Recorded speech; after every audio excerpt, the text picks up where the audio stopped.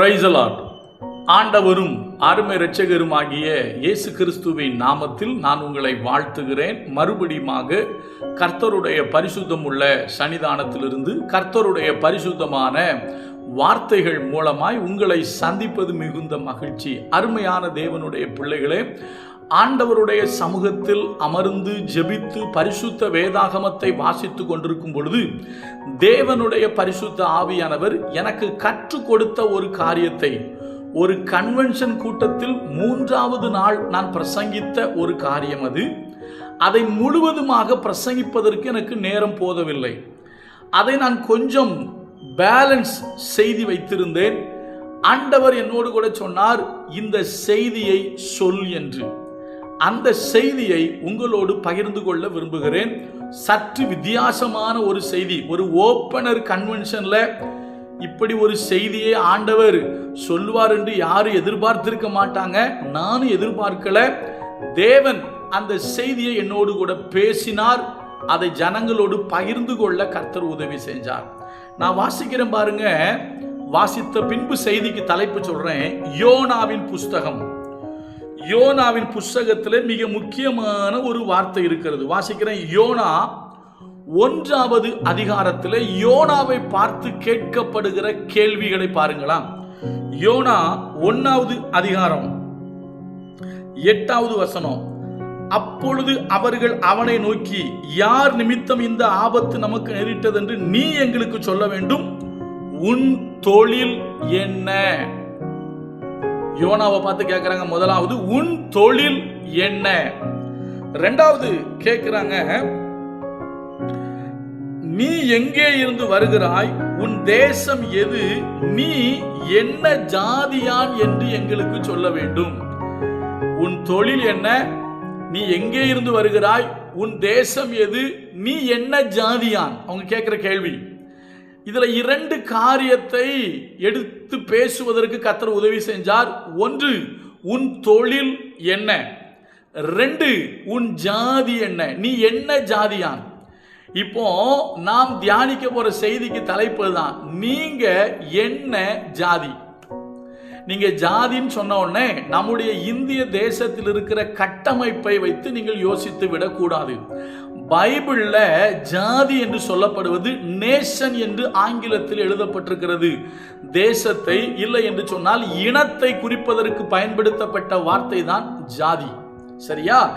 ஆனாலும் நம்முடைய தேசத்தில் இருக்கிற இந்த கட்டமைப்பு இருக்கு இல்லையா, ஜாதி என்கிற கட்டமைப்பு. அதனால ஜாதி என்கிற பெயரிலேயே நான் பேச விரும்புகிறேன். நீங்கள் யோசிப்பது போல இந்த உலகத்தில் இருக்கிற ஜாதிகளை பற்றி நான் பேசவில்லை.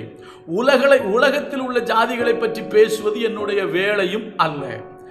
ஆனால் வேதம் சில ஜாதிகளை சொல்லுகிறது. சிலரை இப்படிப்பட்ட ஜாதி என்று வேதம் சொல்லுகிறது. யாரை எப்படிப்பட்ட ஜாதி என்று வேதம் சொல்ல போகிறது என்பதை நம்ம பார்க்கலாம். தொடர்ச்சியா பார்க்க போறோம். நல்லா கவனிங்க. இப்போ யோனா கிட்ட கேள்வி கேட்கப்படுது. யோனாவே, உன்னுடைய தொழில் என்ன? நீ என்ன ஜாதியான் அப்படின்னு, அதாவது உன்னுடைய நேஷன், உன்னுடைய இனம் என்ன அப்படின்னு கேட்கும்போது அவரு சொல்றாரு, நான் யார் அப்படின்னா எபிரேயன். வானத்தையும் பூமியையும் படைத்த கர்த்தரிடத்தில் நான் பயபக்தி உள்ளவன் என்று அவர் தன்னை குறித்து சொல்லுகிறார். அவரிடத்தில் கேட்கப்பட்ட கேள்விக்கு அவர் இந்த பதிலை சொல்லுகிறார். நல்லா கவனிங்க. இப்போ நீங்க என்ன ஜாதி? நீங்க என்ன ஜாதி? உலக வழக்கத்தின்படி பேசவில்லை. உலகத்தில் உள்ள காரியங்களை பேசவில்லை. உங்கள் சர்டிபிகேட்ல இருக்கிறத பேசவில்லை. பரிசுத்த வேதாகமம் சொல்லுகிறதை உங்களோடு பேச விரும்புகிறேன். அறிமுக உரை, அதுல ஒரு காரியத்தை லேசா காமிச்சு கொடுக்க விரும்புகிறேன். உபாகமத்தின் புஸ்தகத்துக்கு வரும்பொழுது கர்த்தர் இப்படியாக சொன்னார். அதற்கு முன்பதாக நமக்கு தெரியும், கர்த்தர் ஆபிரகாமை அழைக்கும் பொழுது, நான் உன்னை ஆசீர்வதிச்சு உன்னை பெரிய ஜாதி ஆக்குவேன் என்று கர்த்தர் சொன்னார். இந்த பெரிய ஜாதி ஆக்குவேன் என்று சொன்னதை நம்முடைய மக்கள் கொஞ்சம் சில பேர் தவறாகவும் புரிந்து கொண்டிருக்கிறார்கள். பெரிய ஜாதி, இன்றைக்கு இந்த உலகத்துல சில பேர் சொல்லுவாங்க நாங்க தான் பெரிய ஜாதி அப்படின்னு சொல்லி. உண்மையிலேயே பெரிய ஜாதினா என்ன தெரியுமா? யார் பெரிய ஜாதி தெரியுமா? நிறைய கூட்டங்கள் இருந்தா நாங்க பெரிய ஜாதிமாங்க. சில பேர் பிறப்பின் அடிப்படையில் நாங்க பெரிய ஜாதி அப்படின்னு சொல்லுவாங்க. ஆனால் பரிசுத்த வேதாகமம் என்ன சொல்லுகிறது? மறுபடியும் சொல்லுகிறேன், ஆபிரகாம் கிட்ட கர்த்தர் சொன்னாரு, நான் உன்னை பெரிய ஜாதி ஆக்குவேன், பெரிய நேஷன் ஆக்குவேன், ஒரு பெரிய இனமாக்குவேன் சொன்னாரு. இப்போ எந்த அடிப்படையில் ஆபிரகாமின் சந்ததி பெரிய ஜாதி இல்லைன்னா பெரிய இனம்? உண்மையா சொல்லட்டுமா, நீங்க கூட ஒருவேளை உங்களை நாங்க பெரிய ஆட்கள், பெரிய ஜாதி எங்க ஆட்கள் அப்படி நீங்க நினைச்சீங்கன்னா, இப்ப நான் பைபிள்ல இருந்து சொல்றேன், யாரை பெரிய ஜாதி என்று வேதம் சொல்லிச்சு தெரியுமா? வாசிக்கிறேன், உபாகமத்தின் புஸ்தகம் நீங்கள் 4வது அதிகாரத்தை கொஞ்சம் உள்ள போய் வாசிங்கன்னா நிறைய வாசிக்க வேண்டியிருக்கும். நான் கொஞ்சம் சுருக்கமா வாசிக்கிறேன். 4, 7, 8 படிக்கிறேன். நம்முடைய தேவனாகிய கர்த்தரை நாம் தொழுது கொள்ளுகிற போதெல்லாம் அவர் நமக்கு சமீபமாய் இருக்கிறது போல தேவனை இவ்வளவு சமீபமாய் பெற்றிருக்கிற வேற பெரிய ஜாதி எது? அப்ப அவங்க என்ன தெரியுமா சொல்றாங்க? தேவனை சமீபமாய் பெற்றிருக்கிறவன் தான் பெரிய ஜாதி. நல்லா புரிந்து கொள்ளணும். எந்த மனிதன் தன்னை படைத்த தெய்வத்தை வணங்குகிறானோ, எந்த மனிதன் தன்னை படைத்த கடவுளை கும்பிடுறானோ, அவன் தான் பெரிய ஜாதி. அடுத்த வார்த்தை சொல்லப்பட்டிருக்கு, கீழே சொல்லப்பட்டிருக்கு. நான் மறுபடியும் படிக்கிறேன் பாருங்க. இப்போ படிக்கிற வசனம் 8ஆம் வசனம். இந்நாளில் நான் உங்களுக்கு விதிக்கிற இந்த நியாயப்பிரமாணம் முழுமைக்கும் ஒத்த இவ்வளவு நீதி உள்ள கட்டளைகளையும் நியாயங்களையும் பெற்றிருக்கிற வேற பெரிய ஜாதி எது?